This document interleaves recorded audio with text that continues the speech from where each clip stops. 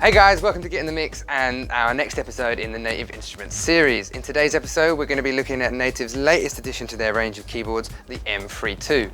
Now this is their smallest keyboard to date and a great addition to any budding young producer's arsenal. It's going to give a basic overview of its features and we'll kind of talk about the different softwares and stuff that it's included with it. Now as you can see, it's a 32 key mini keyboard with an action that's somewhere in between semi-weighted and non-weighted. Native in fact have called it synth, and what that means I think is that it's very playable. It's easy to move around and easy to kind of get the stuff down that you want. In terms of how well it is to play, the keys are really nicely positioned together, so you're easily able to kind of access the full octave range here. It's got these 8. Is it 8? 1, 2, 3, 4, 5, 6, 7, 8. Oh, that's a good guess. Has these lovely 8 infinity rotary encoders that give you full control over various parameters, including plugin settings, browsing settings, and various other issues. We've got the standard transport controls, loop, metro, tempo, play, stop, and start, like you would expect. We've got these lovely touch strip pitch wheels. Well, it would be a wheel, it's actually a strip, but the pitch strip and modulation strip. We've got what Native called the smart features, which includes a scale, chord, and arpeggio mode. We've got kind of a simple undo and redo button. We've got a quantization button, ideas, and a few other selections including metronome and tempo. You can see these are really nice and playable, and they feel really nice to touch. When we're using a kind of kit like that, what we would normally do is set the MIDI group to be a drum kit. So in this case, it has the entire group spread out over a key. However, if we were on an individual sound, we'd normally have that key mode off, so we have the whole sound pitched up the keyboard. Firstly, we'll look at plugin. Now, if I'm in a synth, obviously I've got a sound set up across the keyboard there. I simply click on plugin, and this gives us full control over parameters within that sound. Now, here we can see that this first knob has been mapped to the cutoff. We've got this second knob is controlling the resonant. This is a contour, polarity, and type, and it goes on and on with various different parameters of the synth. So we can really dial those different parameters in as we play and kind of edit the sound on the move and how we want it in our track. We can use these across arrows to kind of navigate through the different parameter sections. So we've got filter and feedback, filter envelope and amp envelope, guide and modulation, noise load, oscillators, so forth and so on. And you can see on the LED screen here that it tells us what page we're on and what that page entails. So in this case, I'll go back to the beginning. We've got our filter and envelope settings. Now I want that sound relatively filtered, so I'm going to put that down there. These 8 encoded knobs here are also able to control and help us in the browsing section. Now, when I click on browser, we move to this lovely rotary encoder that allows us to look through the browsers. Now, as you can hear, as I've gone on to a sound there, it's generated for us a preview of that sound. Now, if that was a synth sound, it would be a short little buzz or a bleep, whatever the sound is, to give you a demonstration and a preview of that sound. In this case, we've got kits there, so it played us a little drum loop, a demo loop, if you will, from that kit. Now, we're using it today just inside Maschine, but what comes with this is a range of great softwares. Included in the list are Monarch, Massive, Reactor, Prism, Komplete Kontrol, Komplete Starter, which is Native Instruments' latest free production suite, and finally, Ableton Light. Now, the great thing about the M32 is it integrates amazingly well into the major DAWs, Ableton Logic, Cubase, and we're awaiting for integration for a couple of the other popular DAWs as well. Now, when you're running it inside your DAW, you will use their software called Komplete Kontrol. Now, Komplete Kontrol gives you a nice single plug-in view and a single access point to all their instruments and all their sounds. And what that will mean is that these will instantly be mapped out by the people that made the software or made the instrument to the different parameters that they think that you would need to control within that. Obviously, today we're using it inside of Maschine, so I can't go too depth into kind of showing you that, but it is a great little feature and a great way to navigate through your tracks. Now we'll look at a few of the smart features. I've got a few sounds up here, and the first thing we'll look at is the scale function. Now, to edit the type of scale I want to play in, I simply hold Shift and press Scale. That now allows us to control different parameters with the rotary encoders here. I can first set my root note, which in this case I'll set to A. I can then set the bank, which I will set to minor. I like minor scales. Here we can set the type of scale: natural, Dorian, Pythagorean, harmonic minor. I'm just going to go for natural. Then we can choose the mode. Now this is a very important part because this defines how this scale will be mapped up the keyboard. It starts off on guide, and guide and easy essentially map each of these sounds to the white keys up your keyboard. Now I can pop onto that mapped mode. Now what mapped does is includes the black notes. So whereas in easy, when I hit a black note, no sound would play. When I'm in mapped mode, the sound does play when I hit a black key, but rather than playing the note that would have originally been on that key, it maps it to the nearest correct note for that scale. It kind of maps out the scale, and there's really no way of playing the wrong note. Now, if you're not so musically inclined, that's a great little feature. It really allows you to just kind of jam around and get, you know, the best creatively as you can. Once we've set the various settings in scale mode, I simply press scale to enact that scale, and now we can see that all these notes, no matter what I hit, are in the right scale. Now the next mode we'll look at is chord mode. Now I'm just going to jump over to this other sound that we've got over here. Now when I have it in normal scale mode, it's a nice enough sound. However, if I pop on chord set and tell it that I want to run it in minor, I now, on a single note press, get a full chord. And there's various different chord patterns and parameters that you can work with. But again, this allows us to get as creative as we like with a very minimal understanding of the music. I mean, they sound lovely already. That's one note and one single sound popped into chord mode, and instantly we've got really lush, paddy chords there. I really like that.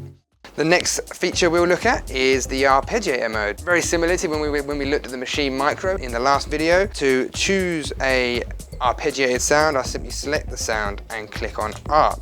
Now, if I just choose a single note, we can hear that that's that same note repeated over and over again. It's essentially a form of note repeat.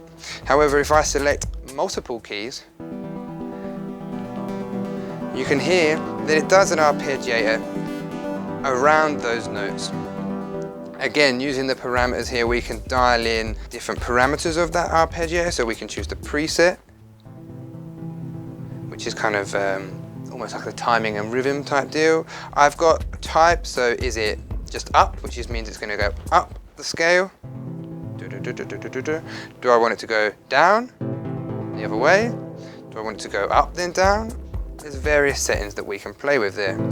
Then we've got on the next encoder knob here the rate at which that arpeggiator will play. So 1 bar, 8th notes, 16th notes, 32 notes, up to 128, which is obviously a little bit too fast, but it's there if you want to use it. One of the other features, the kind of main features of the unit, is of course the standard transport controls. We've got loop, metro, tempo, play, record and stop. And I mean, that's a bit of a run seal. It really does what it says on the tin. Play, of course, plays your track. Record allows you to start recording, and stop stops the track. Again, all of these buttons have double functions. So play doubles up as a restart button. Record, if I use shift, doubles up as a count in with a record, and stop doubles up as a clear. So I'm able to enter information and clear that out and move around my DAW or Maschine really easily. Another little feature we've got here is of course the preset buttons that allow us to cycle through the sounds and just instantly change a preset to the next one. We've got mute and solo, and again, as I discussed earlier, these allow you to navigate around your plugin windows. The only real buttons that I haven't discussed there are quantize and ideas. A quantize really, again, does what it says in the tin. It quantizes what you've recorded in, and ideas allows you to work with your patterns and the different lengths at which you would use those patterns. You simply press ideas, click in, and you'll create a pattern on that loop. Right guys, let's see all that in action. First things first, it's to get a drum kit up. Now I've already loaded in one of my favorite kits, the Absynth kit. I've set the MIDI to be a drum kit, so I've got the full kit spread across the keyboard here. To create a new pattern, I'm going to simply click Ideas and use the 4-way rotary encoder. Here's a good time to note that not only does this encoder turn left and right and click in, but it also can go up, down, left and right. You really got a nice click action on there. I'm going to simply go back, create down to create a new pattern. I can then push it in to select my pattern and set that to whatever length I want. In this case, it's going to be 4 bars. So now I'm ready to record.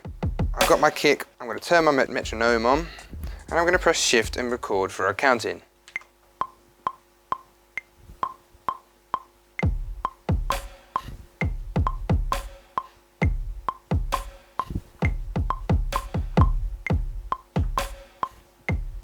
Now I can turn my metronome off because the beat is already there. Next, I think we'll need a hi-hat in there. Alright, and there's a hi-hat. Now a great method of getting hi-hats down is to use the note repeat feature. Note repeat is an extension of the ARP feature. We simply pop an ARP on a drum sound and use the one note, and it will repeat that note at the rate at which we select. So to set those settings, I go shift and ARP, and I've got the note repeat setting. You might notice as I touch any of these Infinity coders, the parameter with which they control is displayed on the screen. So I simply need to press it until I find rate, which is right there. I'm going to take record off, and I'm going to pop note repeat on by clicking up. And I'm going to set it at 1/8. So now to record that in, again I simply press shift and record.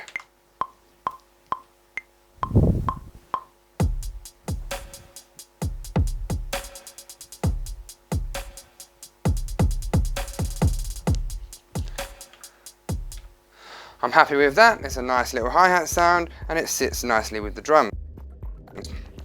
Next we're going to want to layer a chord in. So to add a new group, I simply press track and right on the kind of 4-way encoder to create a new group. I will click in to select a group and you can see that a new group has popped up there. We're going to now navigate to the browser by clicking on browser. I'm going to use the encoder to switch between the sections. Now this time I'm going to head over to Instruments. Now I'm going to be just clicking on my favorites there because I've selected a few nice sounds that I enjoy. I click the button in to go from instruments to products, from products to types, from types to characters, and then to the results, which now lets me scroll through the sounds. And you can hear as I scroll through those sounds, it gives me a preview of what I'm going to play. I'm going to go with this Dorothy Road sound, so I simply click the encoder in to load that sound to the group. We can see that I've got that there. You might have noticed that a couple of notes repeated there. That's because we've left the arpeggiator on, so we'll be sure to turn that one off. Now we're going to look at laying a chord sequence down. I'm going to go shift and scale to enter the scale edit mode. I'm going to tell it that my bank is main and that my type is a minor pentatonic, that I want the keys mapped out, and that I want the scale in chord mode. This then allows us to access the type of chords, and in this case I think I'm going to go for minor 3. Be sure to turn scale on mode on by clicking the scale button.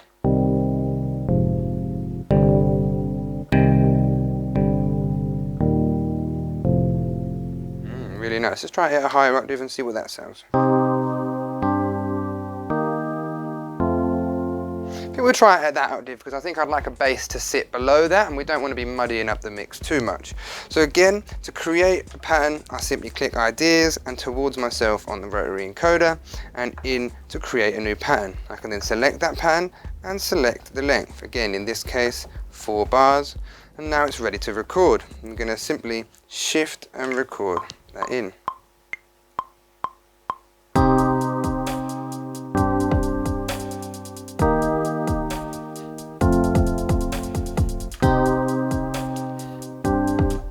I'm happy with that. Now we've got some lush chords layered down underneath that. For the next part of the sound, we'll add some arpeggiator to go over the top of that. So again, I click track and right on my 4-way encoder and in to create a new group.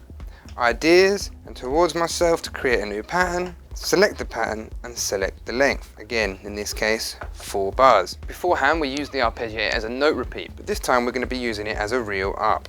So I'm going to head over to the MIDI section on here and just tell it that I want it to run in manual mode for that group. What that's going to stop is it thinking, doing anything else in terms of MIDI instead of what comes from this. So now when I pop my arpeggiator on and hold 3 notes, I'll be able to get my arpeggiator sound. The sound that I want to use is actually, rather than an instrument, it's included in sounds. So to go back to the beginning of the browser, I'm going to use one of the shortcuts. Now this would be a great time to point out that for each of your individual DAWs, Ableton, Logic or Maschine, Native Instruments have provided this really handy cheat sheet that just in detail describes all the shortcuts that aren't otherwise labeled obviously on the unit. So in this case, I want to reset my browser tags, which this is telling me is shift and left on the D-pad. So I'm going to hold shift and left, and that pops me to the beginning of my track filters, so I can really start scrolling through those again from the original. I'm going to head to sounds, I'm going to navigate through products, types, and head to my results. Again, I'm going to click on my favorites, and this is the sound that I want to play, so I'm going to press enter to load that sound in. Now we can see that that sound's been arpeggiated, and as I add other notes into the scale, you can hear that other notes are added into the arpeggiator. I've already created my pattern, so I'll simply shift and record to record those in.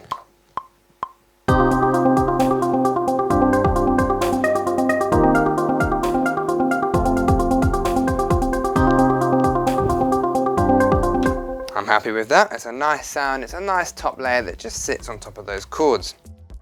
Next, we're going to create another group, so back to track and right on my encoder, in to create a new group, ideas and down to create a new pattern, select the pattern and set that to 4 bars. Now we're going to head back to the browser and we're going to find a nice bass to layer under that. Now again, I'm going to shift and left on the rotary encoder to reset my results there, and I'm going to head back to instruments. I'm going to navigate through products and types and characters again until I get to my results.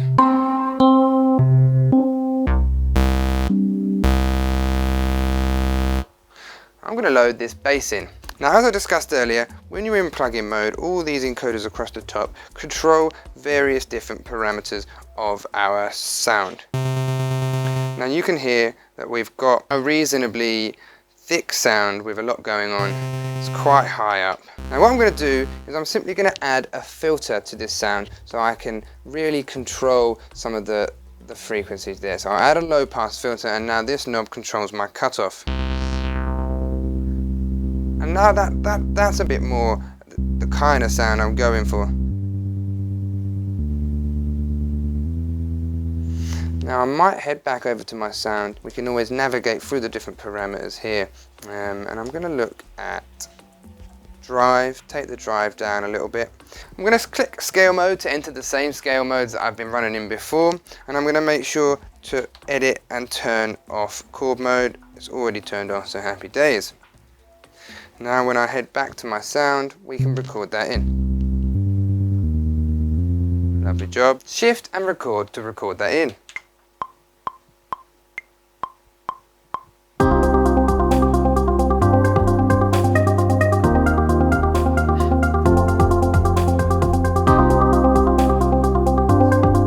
Now we're really starting to layer these sounds together, and we've got a little idea that we're working with. Now I'm going to add one final sound in by clicking on track, right on the D-pad, create another group, ideas, down, create a pattern, select that pattern, and we'll set that to 4 bars. Back to my browser, I want to put a brass sound, some kind of trumpet or something like that. Again, I'm going to reset my tags, and I'm going to head to sounds, products, types, results. That's a trumpet. I'm going to load that trumpet sound in, and I'm going to drop the octave a couple. Not that low. I'm going to turn the arpeggiator off, which is what was creating our sound on that bass earlier. We'll go for that. One last thing I'm going to do there is I'm just going to turn the volume down. So I head over to the mixer section in Maschine and I'm going to turn the volume of that group down, just so that it will sit below some of the other elements there. And we will simply shift and record to record that in.